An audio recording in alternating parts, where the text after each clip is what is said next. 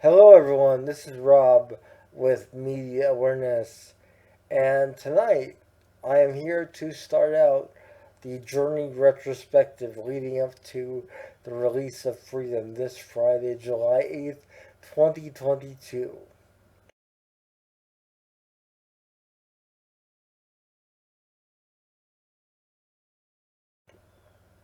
In this several part retrospective, I'm going to be covering the various iterations of the band, the lineups, and how the sound evolved with each subsequent change of personnel. So, Journey itself consisted on the first album of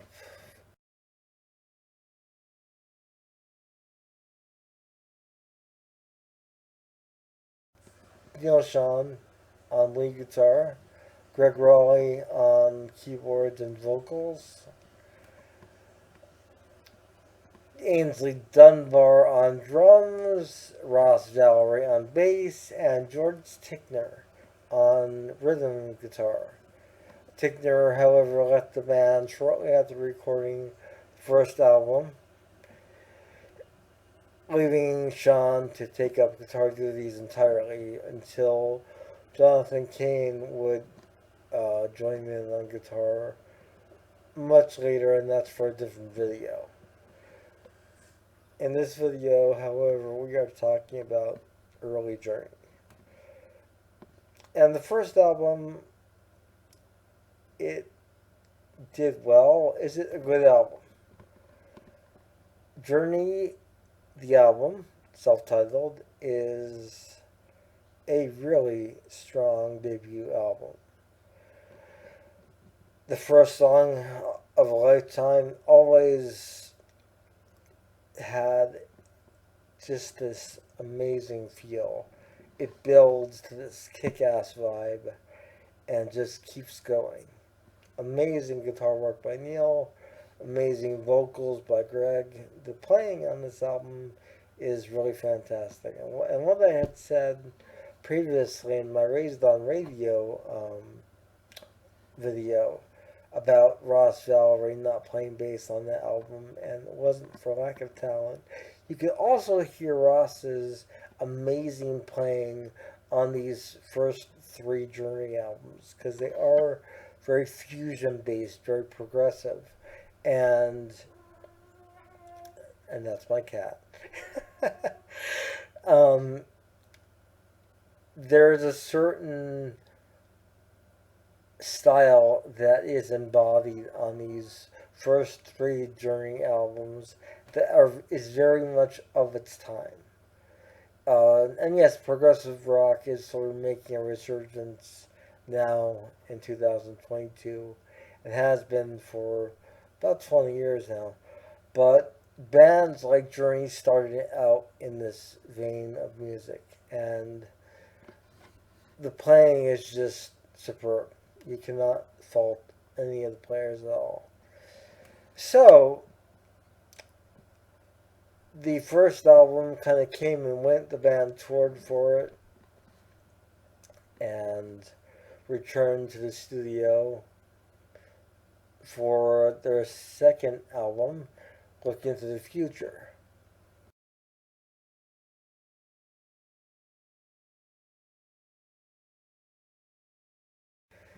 Look Into the Future, this album is slightly more commercial, but it's still very much in the progressive fusion style of the first album. If I had to compare the first and second albums to any other band of its time, I would probably liken them to Todd Rundgren's Utopia or some aspects of Yes, um, maybe Kansas, but Journey, with that said, have their own sound. a very distinct sound.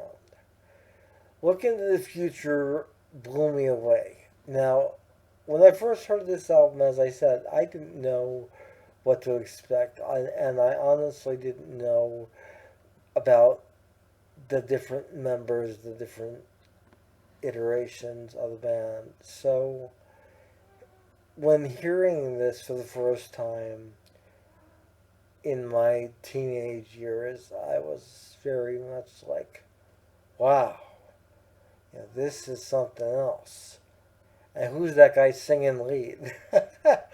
And of course, it was Greg Raleigh, I was to find out. But it was sort of a shock initially because, you're expecting to hear what you've heard, which is Steve Perry at that point in time. Yet I hear this incredibly powerful voice of its own, and I was blown away. On the Saturday night, When's Look Into the Future, it's a great song. My favorite song on the album, though, is the title track. It has an amazing solo section, and Neil just riffs on there. I mean, it is phenomenal. And I consider Look Into the Future to be one of my favorite Journey albums.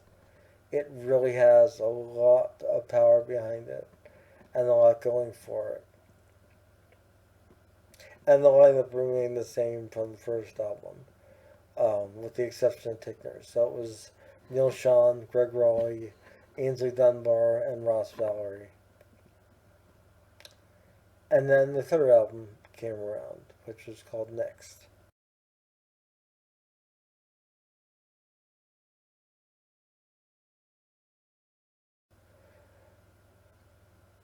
And this album I kind of have mixed feelings on. It's a good album, but you could tell the band is intentionally trying to be more commercial, but still retain their progressive fusion vibe. And it just doesn't quite work, for me at least. I know a lot of people love this album. It just, for me, out of the first three Journey albums, Next is probably the weakest in my opinion. Now, there's various ways to get these three albums. There's the box set format, which I showed at the beginning of this video, which I'll show again here.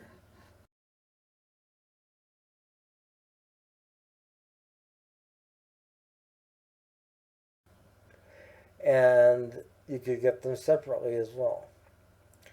I also, at one point in time, had Journey in the Beginning, which was a compilation disc giving sort of the best of the early Journey years.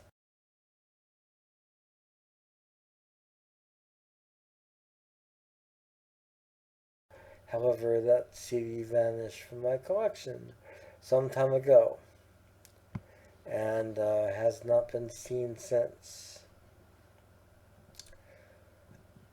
sadly.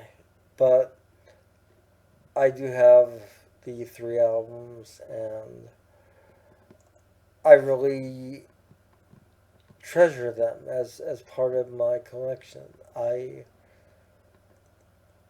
think that more people should give them a chance, and this is really the time to do so. Check out Early Journey. They're all available on Spotify, they're all available here on YouTube in their entirety, and they're great albums.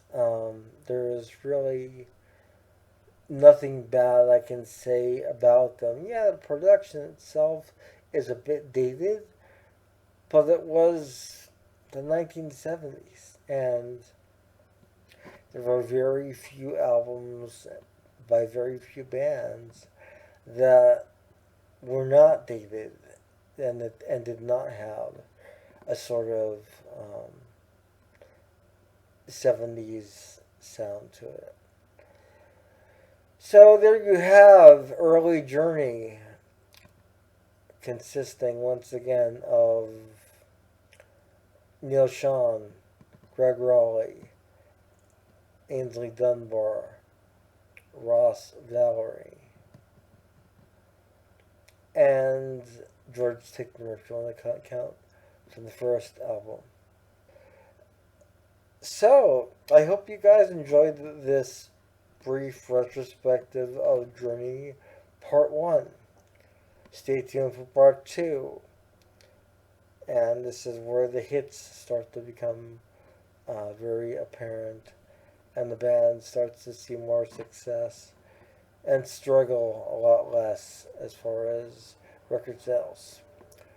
This is Rob once again with Media Awareness. If you like this video, if you like what I'm doing here on my channel, hit the like button, hit the bell icon, hit everything. Hit the computer. Check out my Patreon link if you want to become a member and have all the perks there. Go to my YouTube main page and send me a message on Facebook. Give me your thoughts. I'd love to hear them. Talk to you soon and see you again for part 2 very soon.